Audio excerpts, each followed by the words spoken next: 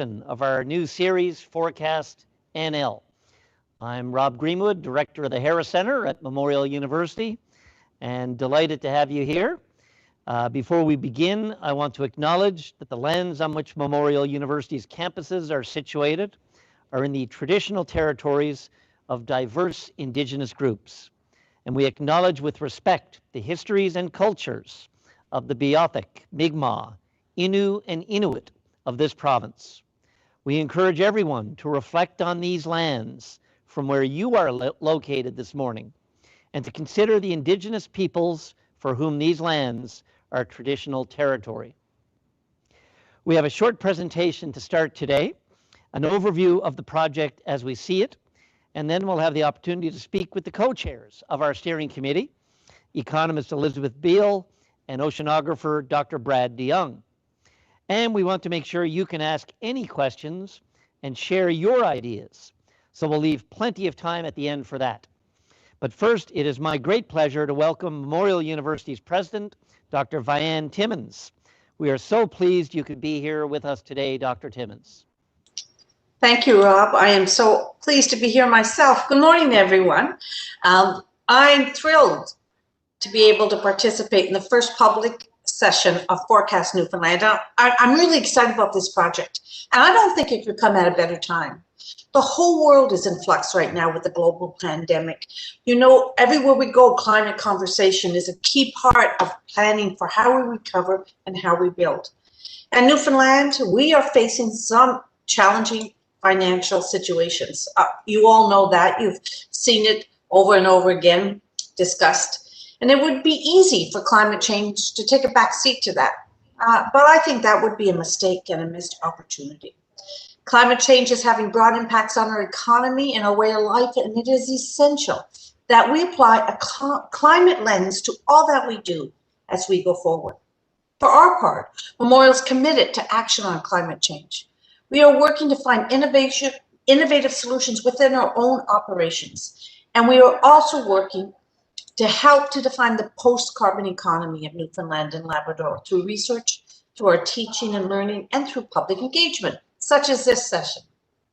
There's no better place for a discussion than here at Memorial University, led by the wonderful Harris Center. Universities are designed to be places of critical thinking, of dialogue and exploration, and to look at all sides of an issue.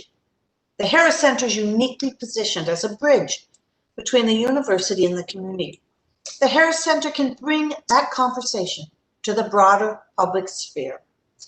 The Harris Center also broadens the conversation and access to expertise and experience inside and outside the university. So I'm excited to learn more through today's discussion and in future discussions. We all have a lot to learn from each other on this topic. I'm looking forward to seeing what the conversation will uncover. I want to thank the people who have contributed to this project and will continue to give their time and energy over the next year and a half, 18 months. Professionals from industry, community, and public service have contributed, as well as our own faculty members.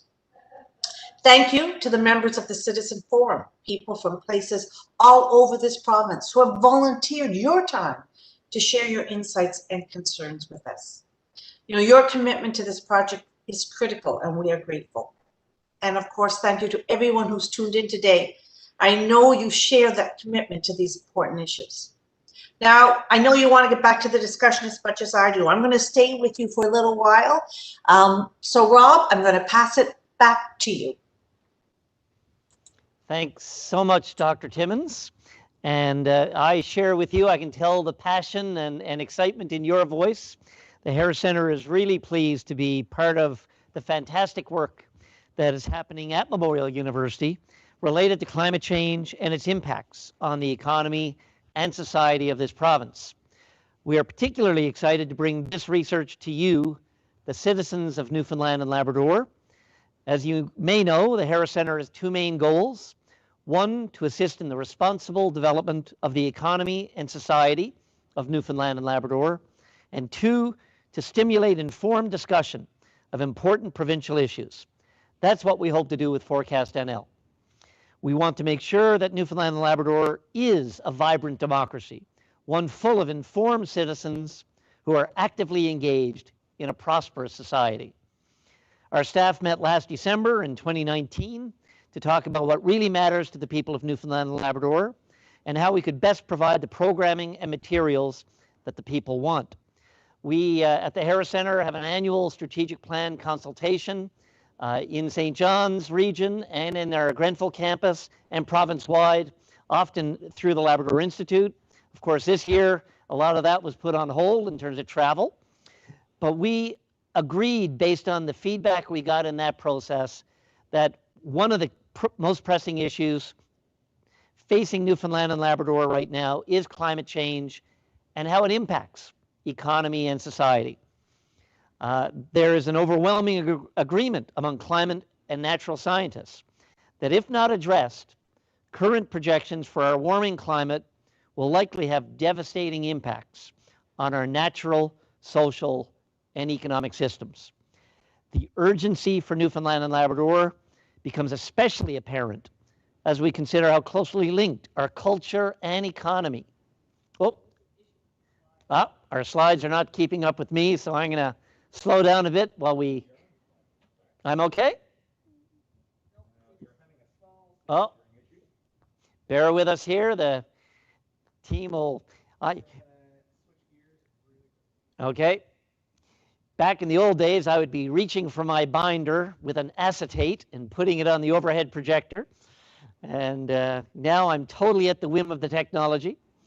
But the Emera Innovation Exchange has been doing lots of online and hybrid sessions. So we'll rebound here shortly.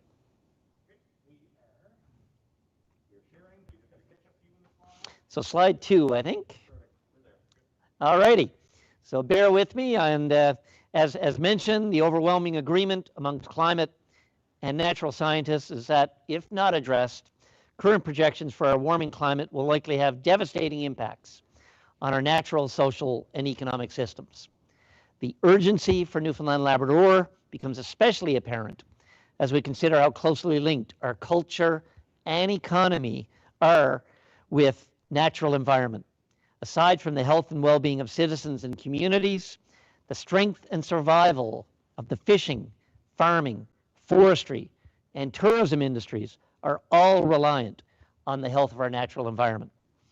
We know that Newfoundland and Labrador is facing many pressures right now, from substantial provincial debt, impacted by declining revenues from oil and gas, and the additional costs of Muskrat Falls, to a declining and aging population, not to mention the elephant in every room, the local and global effects of the recent shutdown of core industries triggered by the COVID-19 pandemic response.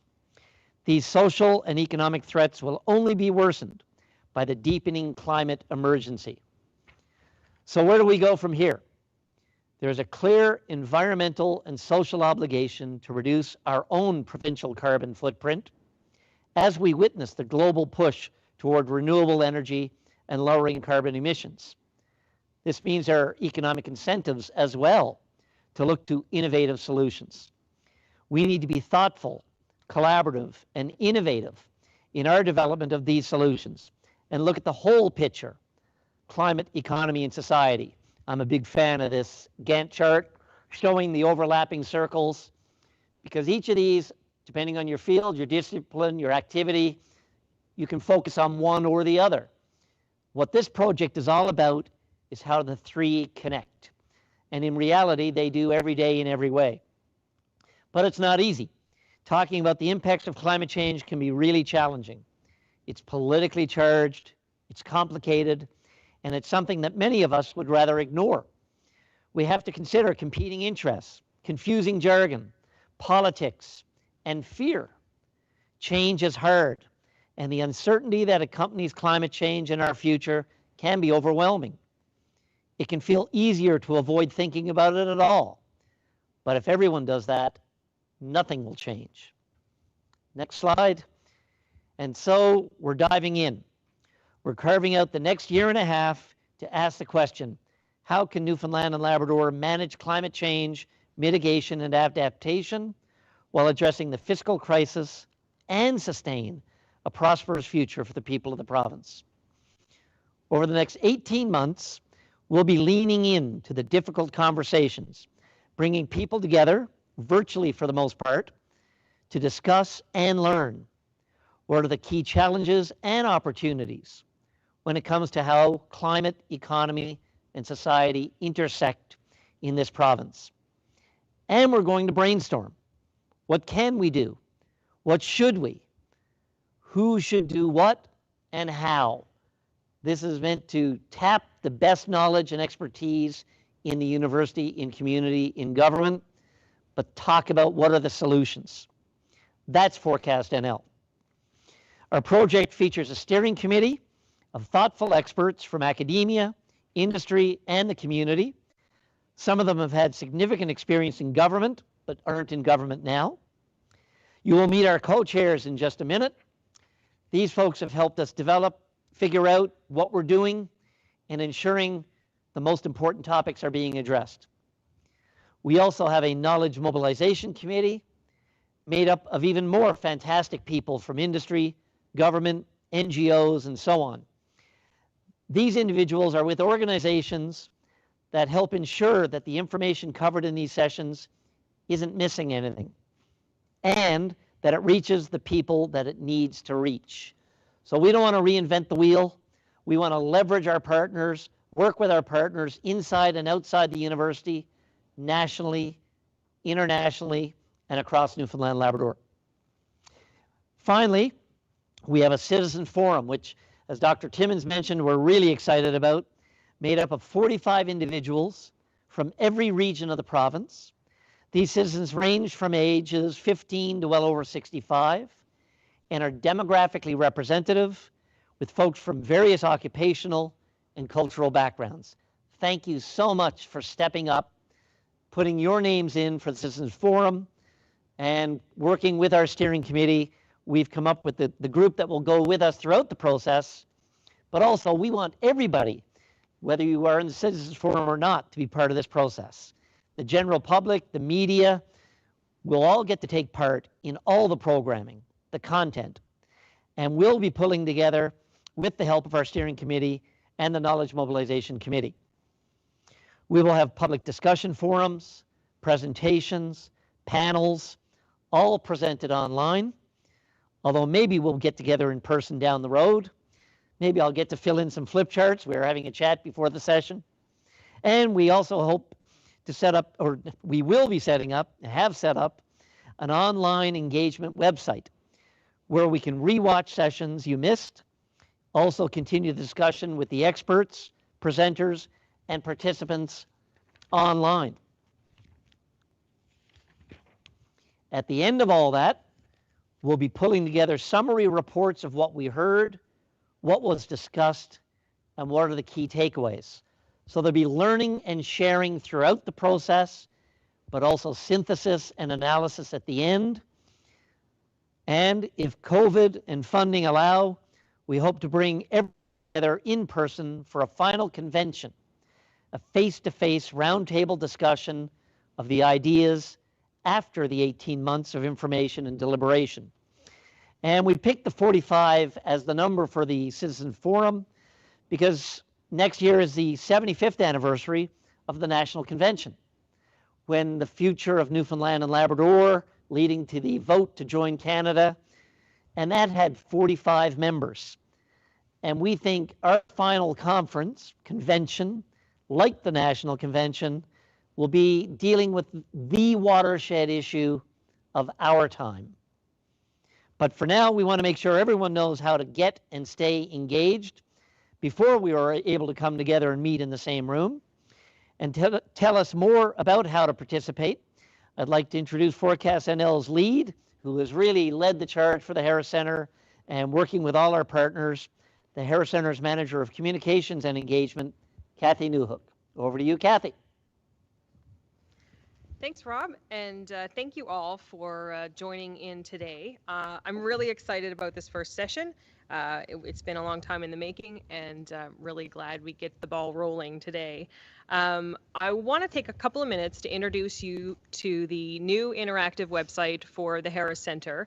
This is a standalone website. It's not the Harris Center's regular thing. It's all about engagement on this particular interactive web forum.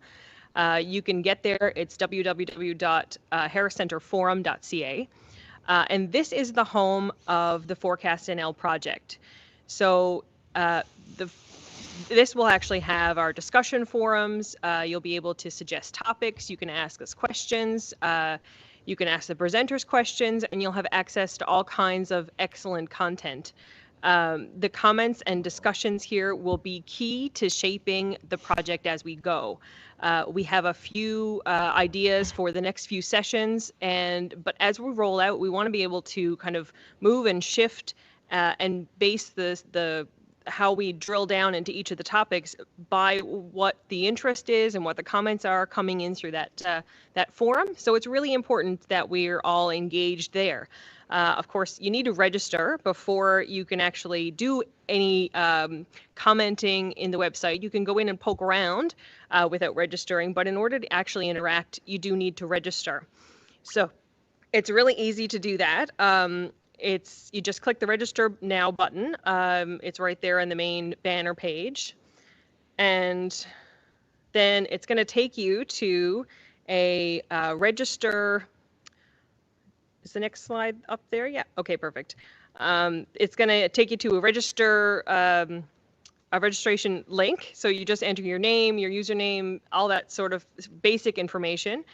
And this is going to enable us to know who's talking and commenting. So it's a little bit different than just comments on news sites. We want to make sure that we know who is doing the talking and commenting, as if we're in the same room together. If we were to do this 10 years ago, we would have gone out to communities and met with folks in town halls and church basements.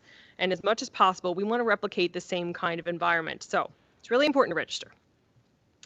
And once you've registered, you can click on the Participate Now link or the Participate link under Forecast NL. And I'm just making sure you're on the same page as I am because I'm looking at two different screens. Perfect. So that'll bring you to the Forecast NL page. And this is where you'll get lots of information, but you have to kind of look around for it. So you can see that there's an updates section. That's where we'll post new information that we want to make sure you guys are aware of. But there's also a sidebar where we're going to post lots of helpful links. Right now you can see there's links to organizations that have really excellent content, like Climate Choices Canada. There's the Climate Atlas there, and we'll continue to populate that. It's also going to be the place where we're going to add documents and articles that we'll be developing over the next few months ourselves. So keep an eye out for changing content on that side as well. And if you scroll further down the page, you can see that there's more links on the sidebar for FAQs. You can see other related projects, and you can also see who's listening. So Mandy Rousel is listed there. She works really closely with me on this project. And is monitoring this site even more than I am, and is always there to answer questions or what have you. But it's helpful to know kind of who's paying attention to what on the website, so it's not just typing it into a void.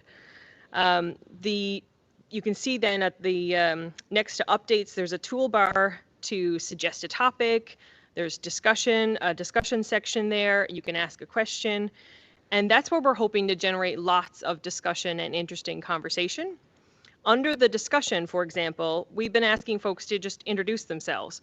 And again, it kind of trying to replicate that in-person environment. You'd meet each other over the coffee when you come into a session. So just a few things about yourself, not necessarily anything exhaustive, but just so we can get to know each other as we continue the discussion. And then on the next section, you can see suggest a topic. And now this is where we're focused right now. Here's where we want to see what you guys are thinking about in terms of what topics could be suggested that we could cover for the next few months. And also people can comment or agree or add to those suggestions there. So that we hope is going to be a real hub for activity. But we also know that not everyone is really comfortable with participating online. So, and like Rob said, down the road, hopefully we'll get to do some stuff in person, but For now, we have to kind of work with the online forum. So we're here to help. And anything, if you're having trouble with the website or any of the registration processes, just drop Mandy or I an email, or even pick up the phone and call us. As much as possible, we want the process to be led by you, and so we need to be able to use these kind of tools to do that. So absolutely, reach out, get in touch, and we're here to help you out. So that's a bit all for me. Thanks a lot, Kathy. Now I'd like to introduce our steering committee. There are lots of members of our steering committee online with us now, but we can't see their faces. So I'm not going to call out everyone's name. The full list of steering committee members can be found on the Harris Center Forum website, and we'll be seeing lots of them throughout the process over the next 18 months. All of them are experts in various respects on the topics of climate, economy, and society, and we can't thank them enough for their contribution so far. The faces we can see are our wonderful co-chairs. Elizabeth Beale is an economist and has been an advisor to government and industry on economic strategies for Atlantic Canada throughout her career, authoring numerous studies on regional development, labor market, and trade topics. She has held the position of President and CEO of the Atlantic Provinces Economic Council, APEC, from 1996 until her retirement in 2015. She has remained active in Canadian public policy as a commissioner of Canada's Eco-Fiscal Commission, which worked on carbon tax models. She was a member of the expert panel on prioritizing climate change risks for the Council of Canadian Academies in 2018-19, and currently serves as a director of the Canadian Institute for Climate Choices. She is also a longtime associate of the Harris Center. Welcome, Elizabeth. And Dr. Brad DeYoung is an oceanographer and climate scientist who has worked internationally to build ocean partnerships that enhance ocean science and serve societal needs. He currently works as a professor at Memorial University in the Department of Physical Oceanography. He is an honorary research professor and the Bartlett Professor of Oceanography.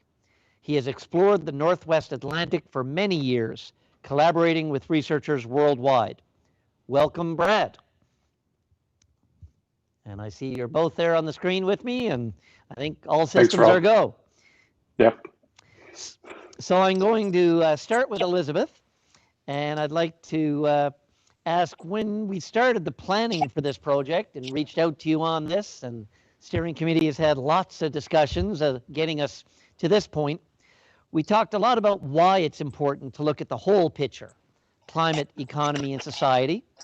As an economist, why do you think it's important for us to start having these discussions now and here in Newfoundland and Labrador? Thank you, Rob, and hello to everybody. I'm just delighted to be part of this new Harris Center project. And my own affiliation with the Harris Center goes right back to the start. And it's always been such a pivotal and important group in creating that knowledge bridge between the university and the community in the province and beyond. So it's this is another great chance to do that, because we do know one thing, and that is climate policy shouldn't just be left in the hands of experts. It's going to have a touch on all our lives, affecting obviously in terms of the impact on the economy and society. I think one thing to think about here, and I won't go back over what Rob and the president have already referred to, is that in a very short time, the issue of climate change and the risks to the economy and society have grown up to be a dominant concern for governments, for firms, and major changes are underway in the policy environment as we see that. And this has all happened within a very short period of time. I think we understand that very much in Newfoundland and Labrador if we look back to the experience of what happened when we had the major impact of biosystem changes and the impact on the northern cod fishery back in the 90s. And that, of course, affected the economy, but it also affected society right across the province.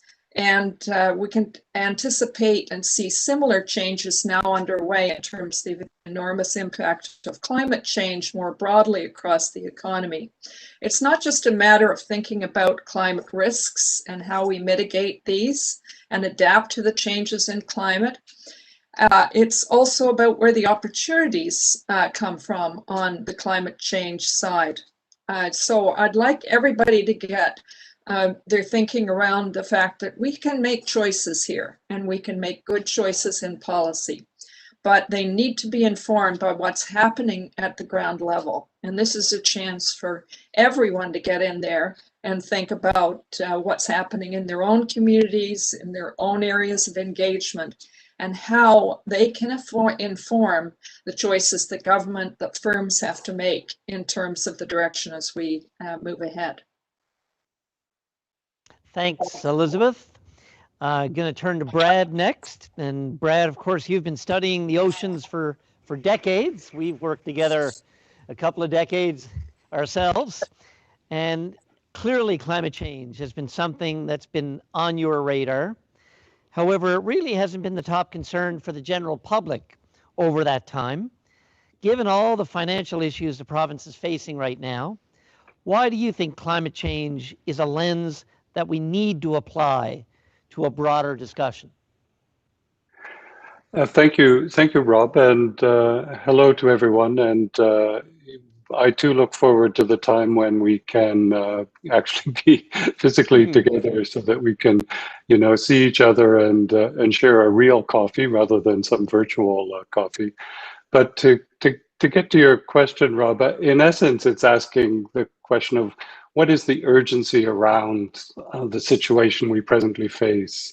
And I think there's a climate urgency, but I would argue there are also various other levels of urgency. I think each of the kind of three pillars that we're addressing have their own urgent characteristics that we, I think, need to consider. But if we think about climate change, or if I reflect upon it, and the color of my hair tells you something about how much reflection I've had around this. As a young scientist, climate change was an idea, but not in a sense really a reality. We didn't focus on the environment, thinking perennially about climate change. But I think the data that we've been collecting over the sort of the recent decades and looking back further demonstrate that change is really happening. It isn't an idea, it's a reality. And the reality can be seen in all sorts of different aspects of the marine, terrestrial, and atmospheric environment.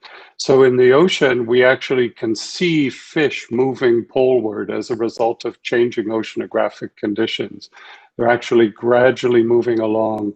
We can see enormous changes in ocean characteristics like acidification and the implications of that for coral reefs globally. Regionally, we can see changes in sea ice patterns, storm events. All sorts of things aren't just ideas that we kind of think about, but a reality that we recognize that we have to face.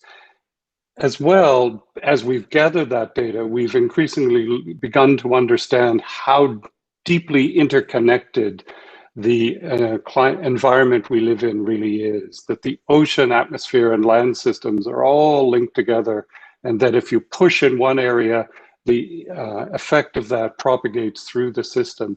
And so the understanding of the complexity and the changing features of this system force us to deal with that, not to simply see what we do on land as not mattering, or the changes in the ocean don't directly influence us. I think the other part to this, to sum up, is that normally in our everyday life, we kind of assume that things don't really change much. We think what we did yesterday is going to work for us tomorrow. And so we think what we learned as a child will apply to us in our adult lives. And climate change tells us that that's not true, that the past is not the predictor of the future, that we have to expect and deal with and manage change. So I think it's not really a question of should we consider climate change, but that we must and have to, and the question is how. Thanks, Brad.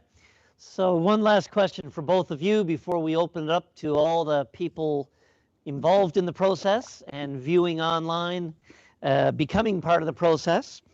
For both of you, as we looked at this process to begin with and as co-chairs of the steering committee, what do you hope this project will achieve?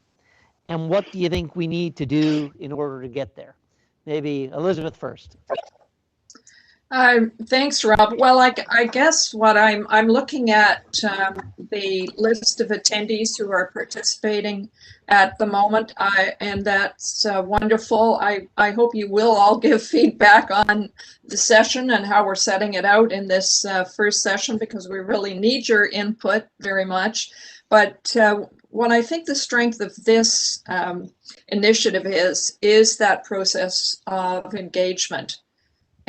We have an opportunity, of course, to and will take into account the science and research to inform the sessions and provide information so we can set a good base for discussion. But it's that feedback from the participants that makes that unique.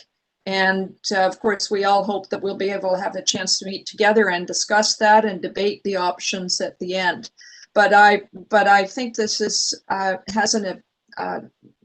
this session has the ability and this project to really make a difference in the province. The province, of course, is in a pivotal position of change at the current time. Our project comes along at a very unique moment, and as an independent initiative, we can offer very sage advice to policymakers, to business, to others on the path for the province looking ahead.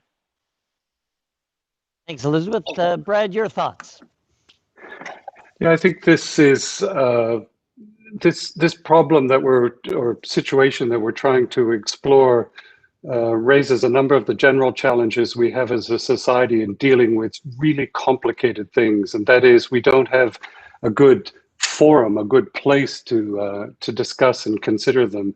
And we've laid out something that basically needs to bring all the different sectors of consideration, the societal, the economic, the environmental together. And so the success of the program within the program will be bringing all the various partners together in open discussion and consideration of what the issues are, and then consideration of how we should move forward collectively.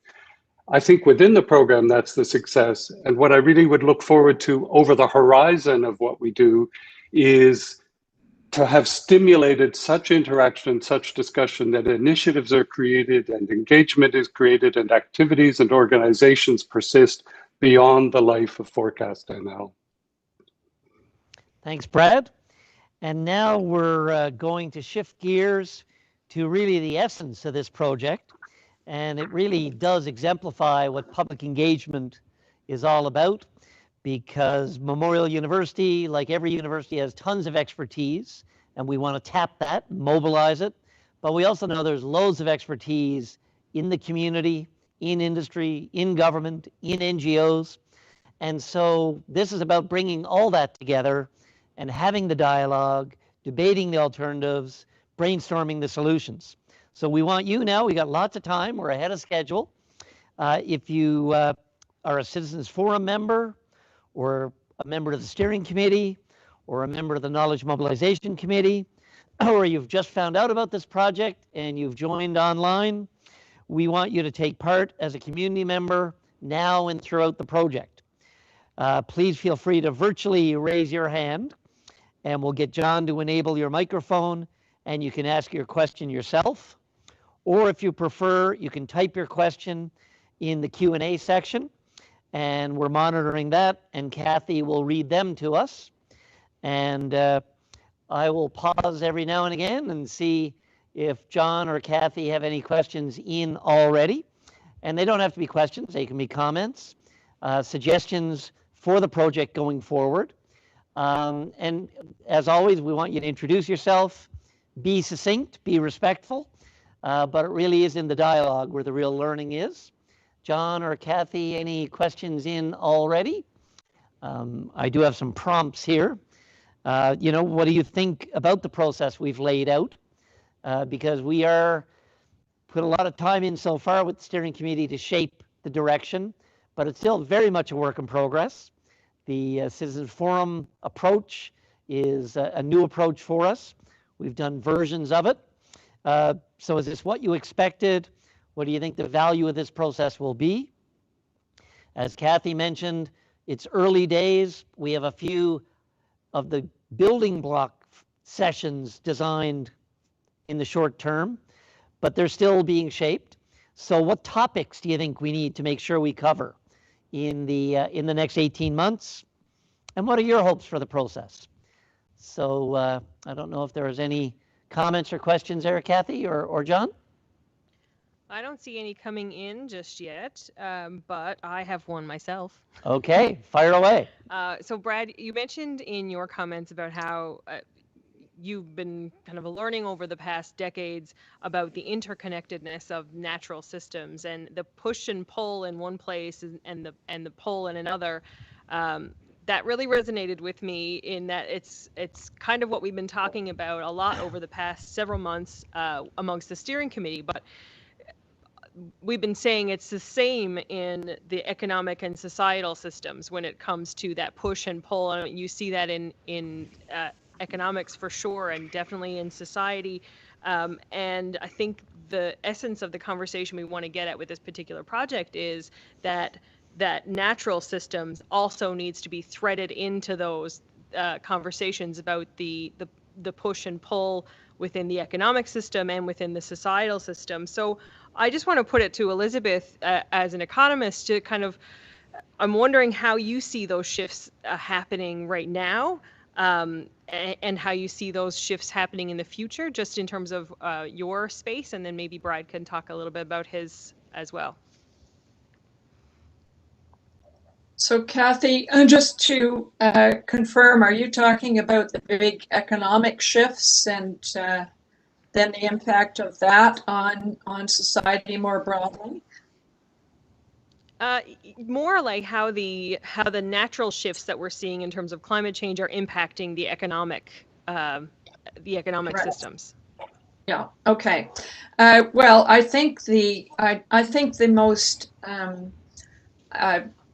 central focus of that has been the focus on reducing emissions, GHG emissions in the atmosphere, and the impact that has, of course, on industries who are directly releasing emissions into the atmosphere, and in particular, of course, the energy industries and the coal and oil and gas industries have been the focal point of targets in terms of how we reduce those emissions, and of course the commitment of a number of jurisdictions now to move to net zero emissions, which doesn't mean that we won't still be using fossil fuels in some categories, but that we will be mitigating and adjusting for those emissions in other ways.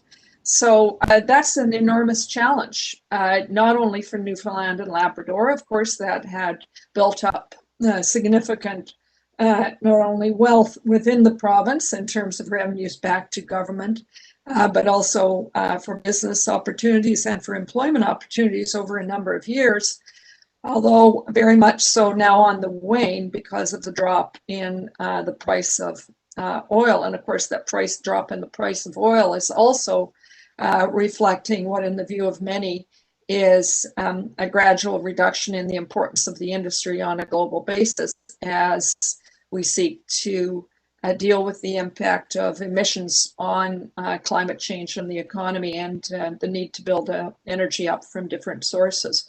So this is you can think of this in terms of the enormous impact this has on Canada as a whole, and Newfoundlanders and Labradorians are no strangers to that, because of course they work in those industries in many other parts of the country, but also in terms of the direct impact on the fortunes of the province at the current time. I don't see us moving away from that path. I don't see, even if we had a change in government tomorrow, to a government that might be more friendly at the national level to the energy sector, I still think that the push to meet the challenges of climate change and to move us on a path to net zero will remain a dominant priority for governments now in North America, not just in Canada, but in Europe and elsewhere around the world. And so the focus needs to be very much on anticipating that we will not be going back in the same manner. This is not simply looking for more fortuitous situations for the offshore oil and gas industry and a return to those fortunes in Newfoundland and Labrador. Although it may be very true that the province still can reap significant benefits from the industry in the future. But we have to think well beyond this in terms of what the new opportunities are for the province as that industry gradually wanes. Thanks, Elizabeth. And Brad, you have another question in, but Brad, did you want to weigh in on this question as well? Well, I guess I would just, following on kind of Kathy's lead to this, is to say that, you know, what we learned at the end of the 20th century was not just about climate change and man's role in climate change, but the impact of the 6 billion people on the planet in all sorts of different ways, and the fact that they interconnect. And so, you know, the ocean has historically been viewed for millennia as this vast, deep resource that is endless, and there's no way humans could ever, you know, significantly impact it. And I think, you know, in Newfoundland in particular and Labrador, we've learned that's not true. And the impacts of that are, you know, still being felt. I think the other thing I would point to is just the, in a sense, even though it's so enormous, the sensitivity of this environment. And I will give you just one example, that production of plant material in the oceans, in many regions of the oceans, depend on the large-scale transport of dust from deserts around the planet. And this sensitivity to the kind of almost invisible dust clouds that are blown across deserts is one of the aspects of climate change, because deserts are tied to rainfall and precipitations. And so this enormous system that we think of as so stable and endless and untouchable has these funny little points in them that are really quite sensitive. And if we nudge them, and underlying climate change, the real thing I would caution us all to be aware of is how sensitive and uncertain this system really is, even though we tend to see it as robust and persistent. And, you know, how could we ever, with this little invisible gas, change the whole planet? Thanks, Brad and Elizabeth. And I think we do have someone lined up. If they're introducing themselves, please do, and be succinct, but love your questions or comments. So Sean Dalter had his hand up, so I think we can go to his question first, and there's a few that came in the Q&A and the chat. I'll get lined up. Great. Hello. Can everyone hear me? Yes, we can hear you. Okay, great. Thanks. It's wonderful to hear this initiative coming through. I do have a question with regards to a few of the commitments, I guess, the government of Newfoundland and Labrador has with the federal government. I think as of last year, the year before last, you have NRCan's commitment under the Build Adaptive Capacity in our economic sectors. I know you have Paris Accord commitments on 2030, and you also have net zero commitments for 2050. Is the issue of institutional barriers to actually implementing adaptation actions being addressed? And there's a fair amount of research presently ongoing nationally and internationally about the adaptation deficit, and it's actually even been called the stubborn gap. And that's where the lack of resources, being financial, but sufficient staffing and time for civil servants and industry professionals, lack of resources with regards to information on climate change at relevant scales for management to look at adaptive frameworks. Also the lack of leadership. And that's looking, you know, not just at political will, but that's leadership within our public sector and that trickling down to the frontline workers that actually have to implement adaptation measures. So I'm just wondering, is this the forum which will be perhaps looking at that a little bit closer, or will you be staying at the 30,000 height level or foot level, just looking down strategically? Thank you. Well, thank you for that, and I can weigh in first maybe on behalf of Harris Center, but then I'd love to see if Elizabeth or Brad want to weigh in. This is ground zero for this project, so we're delighted for you to raise that topic. And I think adaptation and public policy and the role of government and community and industry and what type of incentives can assist with adaptation is really key. With this being a Harris Center initiative, of course, public policy is really key to the whole initiative for us. And so we need to have the high level understanding of climate change context.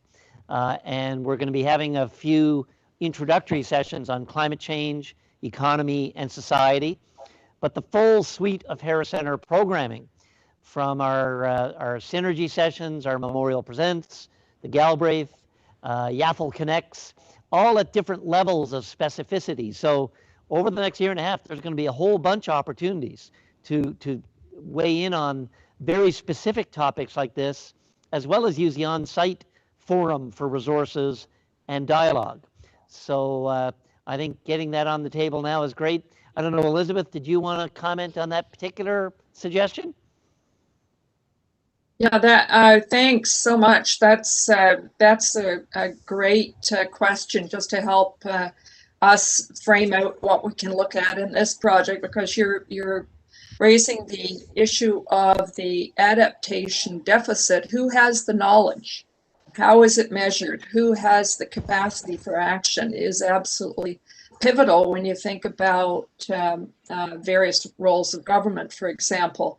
So if you think about, for example, the impact of rising sea levels or extreme weather patterns as they affect communities, of course, many of our communities are built around low-lying areas around the province, and very subject very immediately in terms of infrastructure to the impacts of changing weather patterns or rising sea levels. So whether it affects flooding, our water systems, our wharves, infrastructure upgrades, a large part of that falls under the purview of municipalities, the resources within municipalities to both able to monitor and make the changes required under a changing climate are often very limited.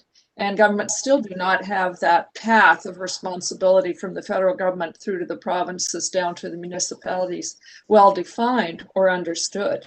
So our challenge is to map that, to feed the information and resources back to municipalities is often a very much a broken path. And I think that will come up as a topic very much under our agenda. Thank you.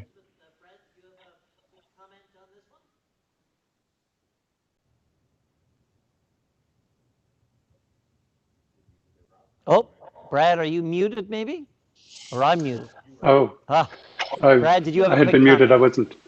Well, I would just quickly say that you need to kind of, if you're going to land an airplane, you start at 40,000 feet. So yes, I think need to have that perspective, but then we also do want to land the airplane.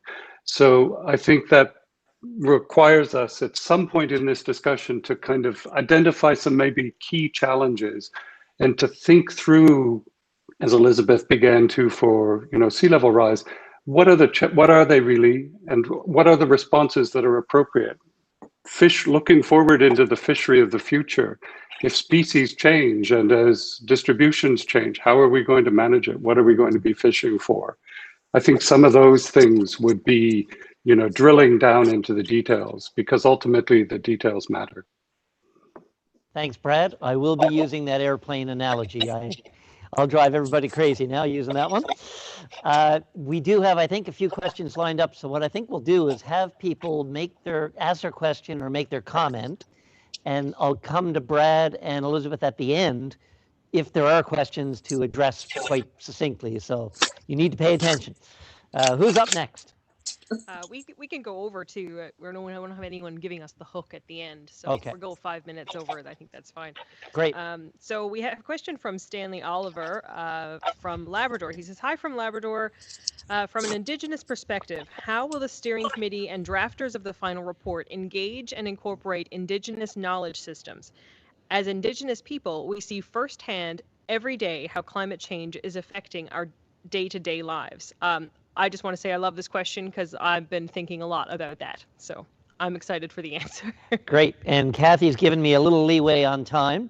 So maybe we will have quick response on this. And first of all, Stanley, welcome. And I've worked with Stanley over the years. And I'm delighted he's a member of the Citizens Forum. I'm pretty sure of that. And so we do have folks on our steering committee. Ashley Consolo, as you would know well, Stan, who does a lot of work with Indigenous communities around the topic of climate change. But we also really want to work with the Indigenous communities through the Citizens Forum, through the online forum, and as we tap some of the expertise in people like Ashley and others, want to really make sure we make it appropriate to all people from their perspective. And Brad, did you want to speak to this one a little more? Well, I would just echo your, happiness that Stanley's here and engaged, and I think we want to kind of engage with Indigenous people around the province. And it isn't just about the historical memory or their memories, but different ways of seeing the environment, because I bring a kind of classical Western scientific perspective, but it's not the only way to look at the world around us. And so I think it's about gaining that memory of communities around the Indigenous and other communities, but also the different ways of seeing and understanding our connection to the environment, which is, I think, equally important. So I think our hope and intention is to create the space for that kind of engagement and to include all these perspectives in the discussion and in the final summaries and reports and such. Right on. Thanks, Brad. And also, we have an Indigenous member of the steering committee whose name escapes me. Kathy will be able to add that one in. But Elizabeth, did you want to comment on this question? Well, I just say thank you for the question, because I'm very much looking forward to an active participation with those of Indigenous background in the project. I think we are well past the stage where we would go off and do this project in our own little corner and then come back and report to the large group. It has to be done with active participation, and I have a lot to learn from those in the Indigenous community, as I'm finding out in terms of my understanding of environmental issues and challenges. So I very much welcome you putting this right at the top of the challenge note on the chat box. And it's a good reminder of the importance of this in terms of Indigenous engagement. The other couple of points I'd make, and again, this is very much a work in progress, with the 45 members of the Citizens Forum, working with our steering committee and shaping that, we have 40 representatives earmarked from each of the 40 electoral districts. But we also have 5 seats reserved for someone who is of each of the Indigenous organizations or communities in the province. They're not organization reps specifically, but we want to make sure we have someone. And I think, in fact, there's a couple of gaps still. So if anyone is interested, please reach out to be a member of Citizens Forum. And then the other point I'd make is that on our Knowledge Mobilization Committee, we do have the Indigenous governments and Indigenous organizations represented, along with a whole raft of other representatives. But if anybody isn't currently engaged in some way, get in touch, because we have several vehicles to achieve that. So thanks, Stan, for that great question and suggestion. And do we have another question or comment? We do, from Brandon Cooney, and he asks, what opportunities do you see Newfoundland and Labrador as uniquely positioned to take advantage of moving into the future when compared to other provinces? And I could make it up as I go along, but I'm going to use this project to learn a lot more. I don't know if, Elizabeth, anything strikes you as a quick response on that question?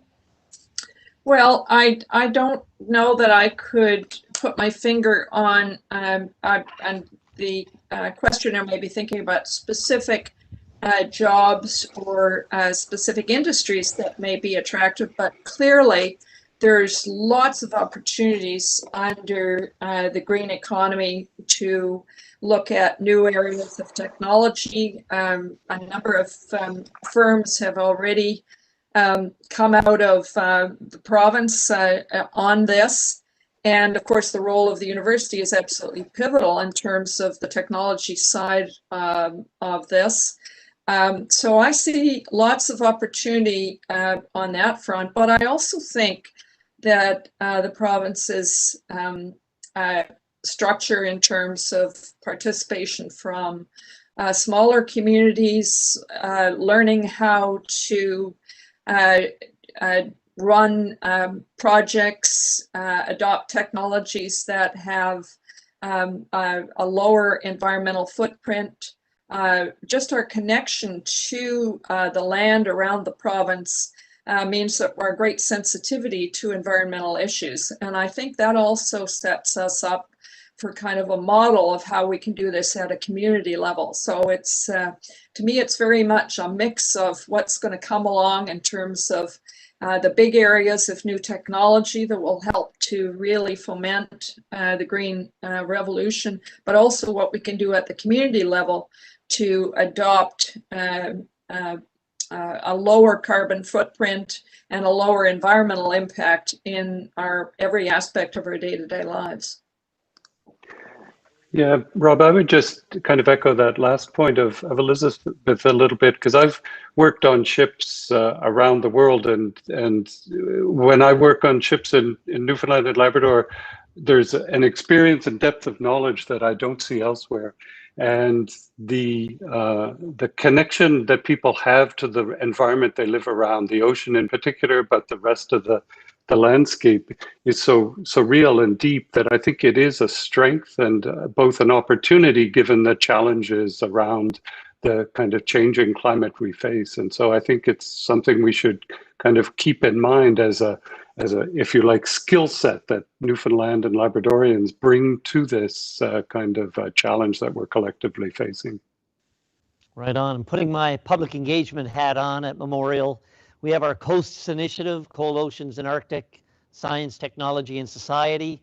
And that really cuts across the whole university.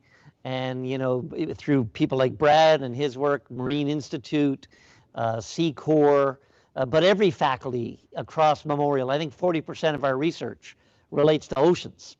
And on our Knowledge Mobilization Committee for this project, we have the Newfoundland and Labrador Environmental Industries Association, Municipalities Newfoundland and Labrador, etc. So there's loads of capability and ways to explore that further. So a great question. Do we have another question or comment there, guys? Yes, we have a question from, I'm going to do a bad job of this name, but Raza Mirza? Mm-hmm. And I'm really sorry about that. I'll promise I'll learn it. I believe they've been on the Citizen Forum, I think. Given the many cognitive biases that prevent people of thinking about the very long term and things like availability bias, how might we reframe climate and environment as actors with agency within the discourse? Wow, that's a great question. And what we see is affected by how we think. And a lot of the work in the university is about narrative, and I think a critical engagement on that is going to be really key as we go forward. So there could be some very interdisciplinary sessions thinking about that. Brad, did you have any initial thoughts on that? Yeah, I think it's a really good challenge, because I think, you know, it's one society has been struggling with in different ways for quite a long period of time. And I think in some sense, it takes us back to the airplane 40,000 feet landing analogy, in that I don't think you can hold everything in your conceptual thinking all at once. And so at certain point you have to kind of simplify your perspective on the problem to address it directly, and you hope that that simplification is still useful or representative enough to be useful. But you take that strategy, because ultimately when you pick up the hammer, it's just the hammer and the nail head. And the rest of the project doesn't matter. It's just about putting the nail through the board and making it connect. And so I think we need to kind of have that 40,000 foot open perspective that isn't limited by other cognitive kind of constraints. But then you have to focus down on something that's specific, that's clear and straightforward enough that the kind of understanding works really well. But I think it's a really interesting discussion to have around this, because there's all sorts of considerations that can play out here. And for me, one of the beauties of this project, and it's the essence of public engagement, don't want to steal your thunder, Elizabeth, I'll let you add on this one. But, you know, we have expertise from the university. We're going to tap throughout. We're going to tap expertise from universities around the world, plus governments, plus NGOs, plus industry, but also citizens and the Citizens Forum. We all bring our perspectives. And if we can't talk to each other and make these points, we're not going to advance the cause. Elizabeth, did you want to add to any of that?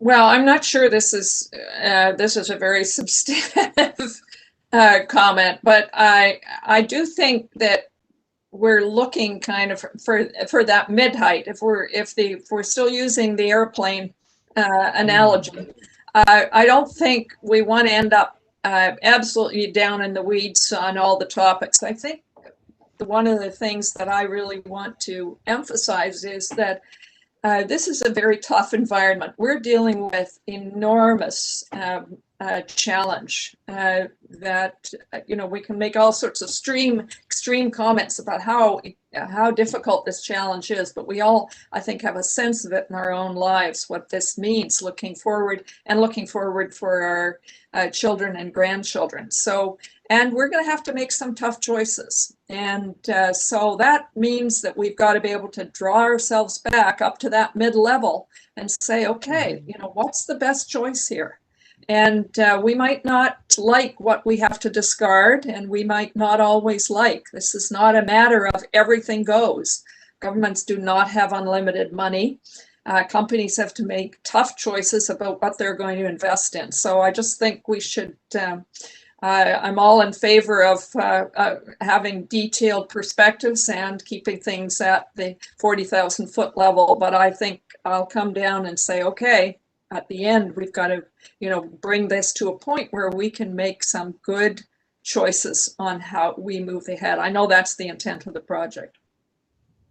I see lots of great fodder for discussion, debate already, and the online forum starts now. So anybody can join in anytime with comments on all this.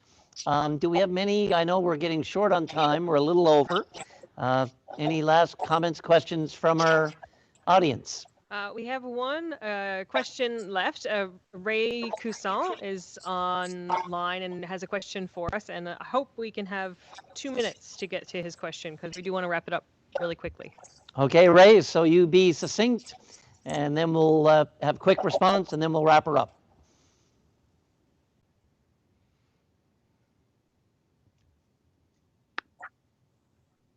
Hello, Ray. And Ray is a member of the Citizens Forum. Good morning. Good morning, sir. Or good afternoon, I should say. I have, well, quick question. The frequency of the meeting, the length of the meeting, and also, do we have a list of participants in the Citizens Forum?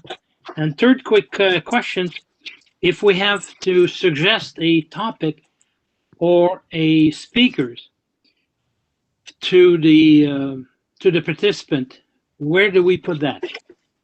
Right on. So some of those I think I can answer, and Kathy may want to weigh in on some.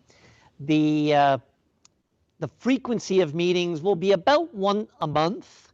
Harris Center programming over the years We've usually done 4 or 6 Memorial Presents a year, 1 Galbraith, usually 8 Synergy sessions. We're reinventing ourselves through this process, and this may shape the way we go from now on. But also, of course, the online forum with Bang the Table, I think is the name of the tool, is a new approach also for interactive, ongoing, never-ending dialogue. Every session is a little bit different. The Galbraith, when we organize that one, normally once a year, is usually a lecture for 45 minutes and then a Q&A discussion for half an hour. We can have lunchtime Synergy sessions, which are just an hour long. And of course, we'll be digitally recording all of these. So we know everybody's busy and have lives and jobs. So if you can't take it in live, you'll be able to come back to it and take it in online. Kathy, I thought there was another question that was more in your domain. Oh, how to put the ideas into Bang the Table and so on topics. Yep. So if you go into the Harris Center forum at the Forecast NL website, there you can see a tab that says suggest a topic, I think it says. You can enter your topic ideas, your presenters there. Okay. But also, I mean, you can put them anywhere in there. If you put them in the discussion forum, we'll find it. If you put them in the ideas, the suggested topic section, it kind of comes up a little bit more like an organized list of ideas, like we would put sticky notes on a board if we were in a room together. But really, we're open to whatever way you want to engage. Ray, I know we've been emailing back and forth over the last little while, and if you email Mandy or I with your suggestions, we'll make sure that they go up there on the Bang the Table site anyway for other people to see and engage with and that sort of thing. So whatever way you're most comfortable engaging, we'll get you onto the engagement site eventually, I think. But for some people, it might just take a little bit longer to get used to the whole idea of putting it all up there. Ray, Okay. does that address your concerns or any other comment or suggestion? The other one, the last one, there's a list of participants. Oh, yeah, we can have the list of participants once we have all of the participants. So right now we're still in the process of confirming the people who were selected for the Citizen Forum. So we went out to, I think it's 39 folks that we were able to select at this point. We had a few regions, just a couple of regions, I think, where we didn't have any participants. We didn't have anyone put their names forward. And we also had a couple of Indigenous communities that hadn't put forward anyone, or there wasn't anyone who belonged to those particular communities who put their names forward. So we're reserving those spots for now, just to make sure that there's time for people to be able to put their name forward. We don't want to give the spots away. So at this point, we had 39 invitations out to people to join the Citizen Forum. And we've heard back from, I think, maybe 25-ish folks at this point, but there are a few people who we haven't registered yet. We haven't gotten in touch with them. So whether their emails are just not working, or we're going to try and pin them down by phone and make sure that they're still interested before we decide on who the final group is. Once we have the final group, we will be sharing that online. We'll email it out to you as well, Ray, just so you have a list of folks. Thank you. All good, Ray? Perfect. Thank you, sir. And you know, I'll misuse, I think it's an African proverb that apparently if you want to go fast, go alone. If you want to go far, go together. And on this initiative, we have the steering committee, we have the Knowledge Mobilization Committee, we have the Citizens Forum, and we have the online forum for all citizens and anybody who wants to engage, plus the sessions will be all open. So we're in this together. We want you to give us your ideas on the process, on the format, on the topics, and engage, of course, in the debate and the dialogue. I want to thank Elizabeth and Brad so much for their contributions so far as steering committee co-chairs, and the other members of the steering committee, many of whom are on today. I want to remind everyone to please visit the www.harriscenterforum.ca to register to take part in Forecast NL. Everyone is invited to take part, no matter if you're a member of a committee or not. You simply need to register your email address, and then you can view our content, take in discussion forums, suggest topics, chat with each other and with us, and so much more. We really are pleased with the media interest we've had thus far and really look forward to media amplifying these debates and discussions and materials. If you have any questions at all, please reach out to our project coordinator, Mandy, at mandy.relzel@mun.ca, and you can view a recording of this session on our website. We've already begun to start planning for our next few sessions. The first few will be at broad introduction, airplane 40,000 foot, to the overarching themes. And then based on the discussions and the input from participants through the online forum, we'll be adding more sessions and other content to drill down into other topics. Some may hit the runway, some will bounce back up and take in a region or a sector or a regulatory area. We'll get the right scale for the right topic. The next session you can expect in a few weeks, Climate Change 101, Impacts of Newfoundland and Labrador's changing climate. And finally, I want to thank Dr. Timmins. I want to thank Elizabeth and Brad for joining us today in launching this really, I think, ambitious, exciting, and important initiative. Thanks to our amazing team for pulling the session together. The team at the Conference and Event Services, Amira Innovation Exchange, will be doing hybrid in-person as well as online. Please God, as the pandemic evolves and we come out the other end. We want to thank you all online here today. We look forward to hearing from you, and we'll see you at the next session. Thanks so much. Have a great rest of the day. Bye-bye.